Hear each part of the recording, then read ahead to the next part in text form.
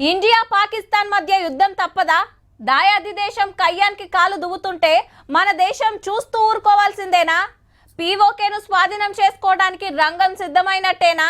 అదే జరిగితే కాశ్మీర్ సమస్యకు శాశ్వత పరిష్కారం లభించినట్టేనా?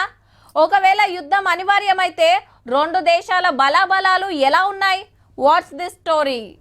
చూస్తుంటే హిందుస్థాన్ పాకిస్తాన్ నడుమ యుద్ధం బుట్టతట్టే ఉంది. ఈడ మనోళ్ళు తయారైతుంటే ఆడ వాళ్ళు సై అంటున్నారు. మరి ఎవరి బలం ఎంతో బలగం ఎంతో తెలుసుకోవాలి కదా. రెగ్యులర్ సైన్యం తీసుకుంటే మనది 14,55,000 ఉంటే వాళ్ళది ఉత్త 6.5 లక్షలే. రిజర్వ్ బలగాలు మనకు 11.5 లక్షలు ఉంటే పాక్లో 5.5 లక్షలు గంతే. పారామిలిటరీ ఫోర్స్ మనకు 25 లక్షలు, పక్క దేశానికి 5 లక్షలు. ఫైటర్లు, ట్రైనర్లు, హెలికాప్టర్లు, ట్యాంకర్లు, రవాణా ఇట్లా మొత్తం యుద్ధ విమానాలు ఇండియాకు 2,500 చిల్లరుంటే పాకిస్తాన్ ఇంట్లో సగం 1,300 విమానాలే. యుద్ధ ట్యాంకులు ఇటు 4,200, అటు 2,600. ఆర్మీ బండ్లు మనకు 1,50,000 ఉంటే వాళ్ళకు ఉత్త 18,000. విమానాలు మోసుకుపోయే నౌకలు మనకు 2 ఉంటే పాకిస్తాన్ వాళ్ళకు ఒక్కటి కూడా గతి లేదు. సముద్రం లగుపడకుండా తిరిగే జలాంతర్గములు ఇటు 18, అటు 8 ఉన్నాయట.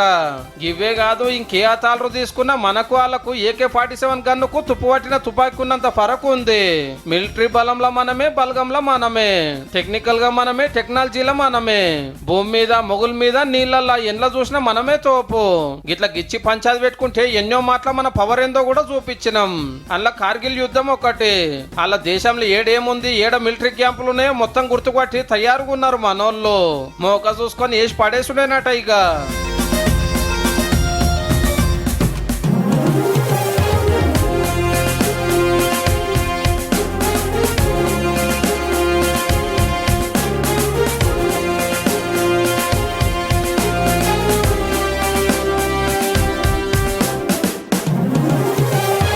ఇప్పుడే కాదు, ఏర్వాడ కాంచెలి ఎప్పుడొక లొల్లే.